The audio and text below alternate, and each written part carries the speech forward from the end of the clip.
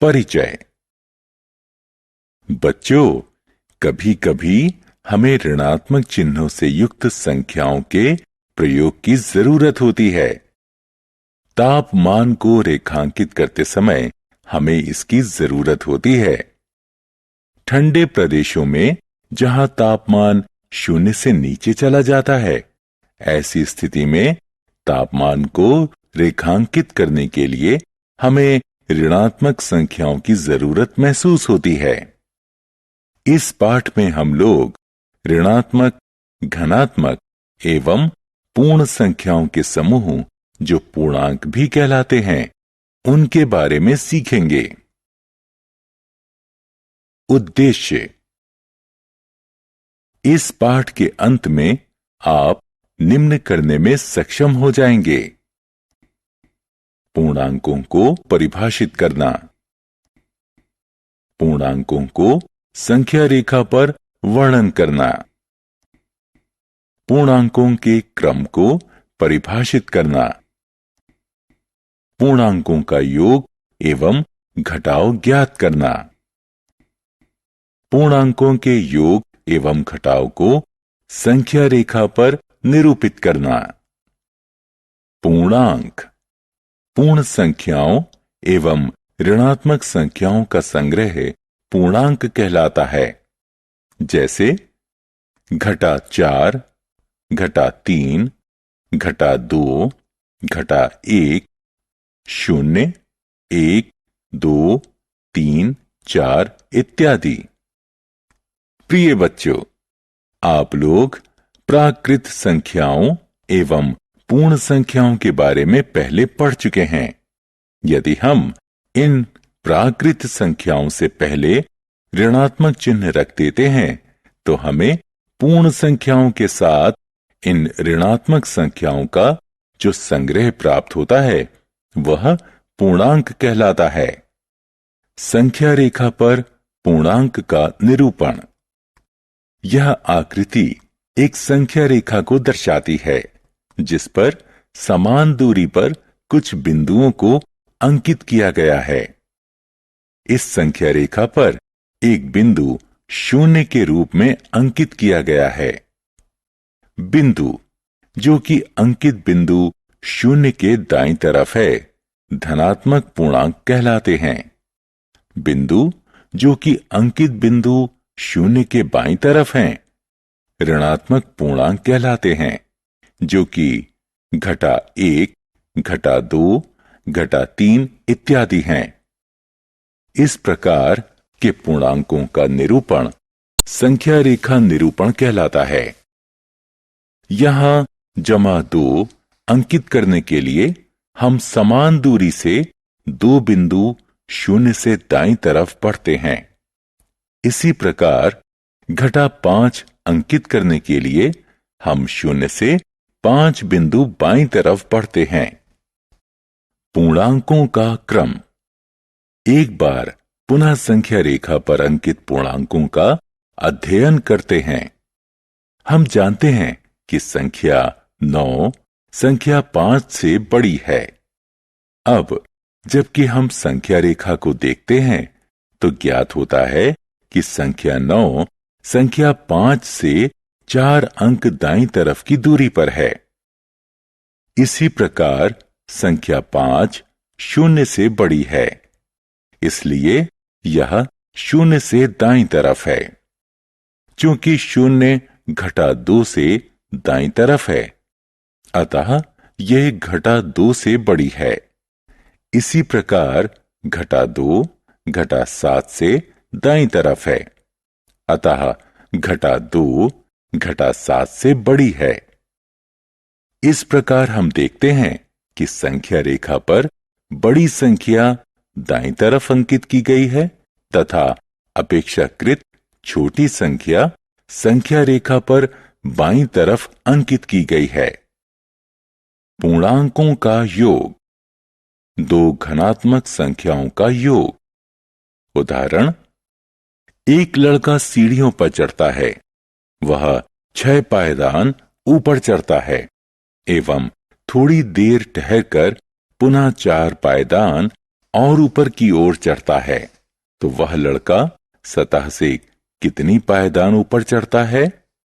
हल, आप देख सकते हैं कि उसने कुल मिलाकर 6 जमा 4 पायदान चढ़े हैं, जो कि 10 पायदानों के बराबर होते हैं। दो ऋणात्मक संख्याओं का योग। उदाहरण, एक खेल जिसमें आपको कागज की कुछ पर्चियों में से 2 पर्ची चुनना है जिस पर संख्याएं अंकित हैं। आपको चुनी हुई दोनों पर्चियों के ऊपर अंकित संख्याओं का योग निकालना है। मान लें अगर आपको संख्या क्रमशः -2 एवं -5 मिलती है तो बताइए इन दोनों संख्याओं का योग क्या होगा? यह होगा -7 के बराबर। दो पूर्णांकों का योग। उदाहरण, मान लीजिए ऊपर दिए गए खेल में आपको संख्या क्रमशः -5 एवं -9 2 पर्चियों पर प्राप्त होती है तो उनका योग क्या होगा? जी हां, उनका योग -4 होगा। पूर्णांकों के योग का संख्या रेखा पर निरूपण। प्यारे बच्चों, अब हम संख्या रेखा पर किन्हीं 2 पूर्णांकों का योग करना सीखेंगे। मान लें अगर हमें पूर्णांक 6 एवं 4 के योग को संख्या रेखा पर निरूपित करना है। सबसे पहले हम संख्या रेखा पर 0 से दाईं तरफ 6 बिंदु बढ़ेंगे तो संख्या 6 पर पहुंचेंगे। अब पुनः 4 बिंदु दाईं तरफ बढ़ेंगे तो जो संख्या 10 प्राप्त होती है, यही पूर्णांक 6 एवं 4 का योग होगा। अब हम 2 ऋणात्मक संख्याओं -5 एवं -4 का योग संख्या रेखा पर निकालते हैं। इस स्थिति में हम पहले 0 से बाईं तरफ 5 बिंदु बढ़ते हैं, पुनः 4 बिंदु बाईं तरफ और बढ़ते हैं तो संख्या -9 पर पहुंचते हैं। इस प्रकार हमें पूर्णांक -5 एवं -4 का योग -9 प्राप्त होता है। अतः हमें ज्ञात होता है कि 2 धनात्मक पूर्णांकों का योग सदैव धनात्मक होता है एवं 2 ऋणात्मक पूर्णांकों का योग सदैव ऋणात्मक पूर्णांक होता है। पूर्णांकों के योग का संख्या रेखा पर निरूपण। प्रश्न 1। यदि एक चींटी एक संख्या रेखा पर 6 बिंदु 0 से दाईं तरफ रेंगती है एवं 2 बिंदु वापस रेंगती है तो यह चींटी इस समय कहां पर होगी? उत्तर, यह 6 जमा कोष्ठक में -2 बराबर 4 यानी 0 से दाईं तरफ चौथे बिंदु पर होगी। प्रश्न 2। अगर वही चींटी 6 बिंदु 0 से बाईं तरफ रेंगती है एवं उस बिंदु से 4 बिंदु दाईं तरफ रेंगती है तो बताइए कि यह चींटी किस बिंदु पर होगी? उत्तर, यह कोष्ठक में -6 जमा कोष्ठक में -4 बराबर होगा -2 के, यानी 0 से 2 बिंदु बाईं तरफ होगी। योग व्युत्क्रम। मान लीजिए कोई चींटी 3 बिंदु 0 से दाईं तरफ रेंगती है तथा वापस रेंगते हुए उसी बिंदु पर आ जाती है तो बताएं वो कहां तक पहुंचती है? आप देख सकते हैं कि यह 0 पर है। इसी प्रकार 2 एवं -2 को जोड़ते हैं तो योग 0 होता है।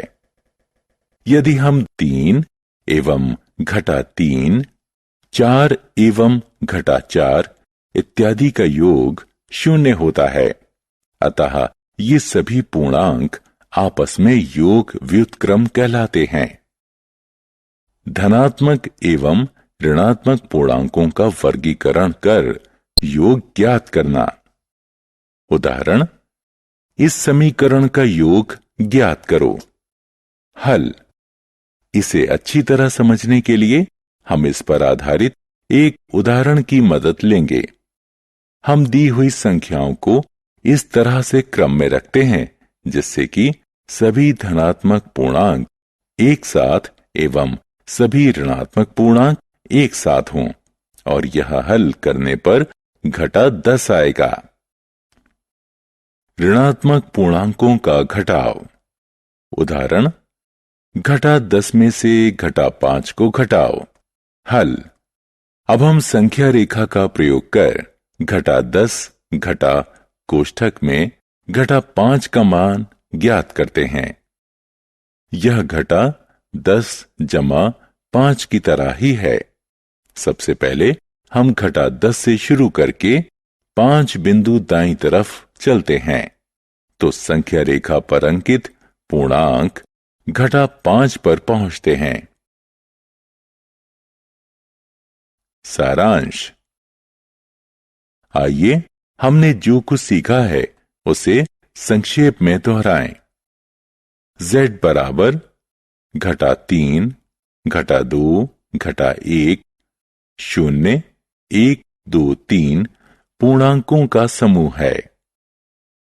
संख्या रेखा पर सभी ऋणात्मक पूर्णांक 0 से बाईं तरफ और सभी धनात्मक पूर्णांक 0 से दाईं तरफ होते हैं।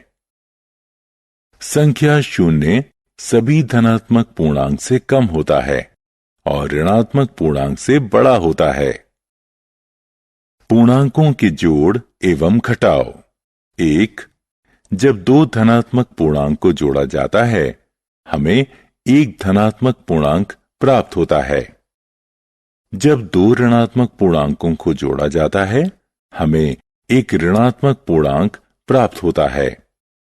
जब एक धनात्मक एवं एक ऋणात्मक पूर्णांक को जोड़ा व घटाया जाता है तो हमेशा बड़ी संख्या का चिन्ह लगाया जाता है।